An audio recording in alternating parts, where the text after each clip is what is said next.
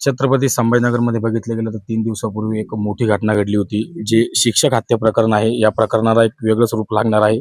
त्यामध्ये बघितलं गेलं तर वैजापूर तालुक्यातील जे पोलीस कर्मचारी आहे, पोलीस अधिकारी आहे, जो पी-एस-आय आहे, यावर तात्काळ गुन्हा दाखल करावा आणि त्याला निलंबित करावा अशी देखील कारवाई करण्यासाठी ग्रामस्थांनी देखील हे केलेलं आहे. आणि यासोबत बघितलं गेलं तर छत्रपती संभाजीनगर जिल्ह्याचे जे खासदार आहेत संदीपानजी भुमरे साहेब, ते स्वतः आपल्यासोबत आहेत. त्यांनी देखील त्या कुटुंबियाची भेट घेतलेली आहे. ते आपल्यासोबत आहे.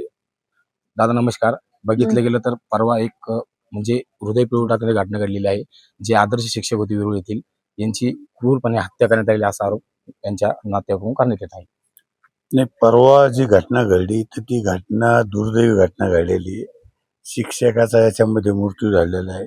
शिक्षकाचा कुठलाही गुन्हा नसताना की त्यांच्यावर जे काही म्हणजे मारहाण झाली, तर मला वाटतं ही मारहाण व्हायला नव्हती आणि मारहाणीतून हा प्रकार घडलेला आहे.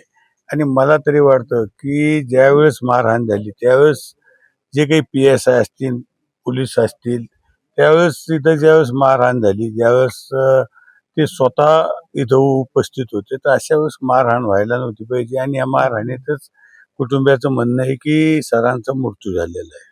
तर दादा एकीकडे बघितलं गेलं, जी त्यांची मुलगी होती, त्या मुलीने देखील व्हिडिओ शूटिंग काढलेली आहे. आणि त्या व्हिडिओ शूटिंग मध्ये बघितलं गेलं तर चक्क PSI तिथं आहे हे देखील दिसण्यात येते. आणि जे आरोपी होते गुंडगिरी करणार, ते स्वतः त्या व्हिडिओ दिसत आहे. मात्र एकीकडे बघितलं गेलं तर अज्ञात म्हणून 6 जणांवर गुन्हा दाखल करण्यात आलेला आहे. नाही, आता अज्ञात म्हणता यायचं नाही, कारण व्हिडिओ सगळ्याजवळ आहे आणि जे त्या व्हिडिओत आलेले यांच्यावर कारवाई व्हायला पाहिजे आणि होणारच कारवाई. मी स्वतः मुख्यमंत्र्याला, उपमुख्यमंत्र्याला भेटणार आहे आणि ह्या प्रकरणात स्वतः मी लक्ष घालणार आहे. आणि जे आरोपी असतील, जे अधिकारी असतील, यांच्यावर कारवाई झाली पाहिजे यासाठी मी स्वतः भेटणार. आता रक्षकच एकीकडे बक्षीस होताना दिसतोय. आणि काल बघितलं गेलं तर चक्क 8 तासामध्ये त्या मुलांची जामीन झालेली. नाही, जामीन झाली हे तुमच्या माध्यमातून मी ऐकले, पण जामीन झाली कशी, गुन्हे कोणते नोंदले, हे सगळं स्वतः मी लक्ष घालतो. आणि यांची जामीन होणार नाही, यांना शिक्षा झाली पाहिजे अशा पद्धतीनं मी स्वतः मुख्यमंत्र्याला, उपमुख्यमंत्र्याला भेटतो. एक शेवटचा प्रश्न, या कुटुंबाला न्याय मिळण्यासाठी आपण गृहमंत्र्याची भेट घेणार आहात, मुख्यमंत्री एकनाथ शिंदेची देखील भेट घेणार आहात.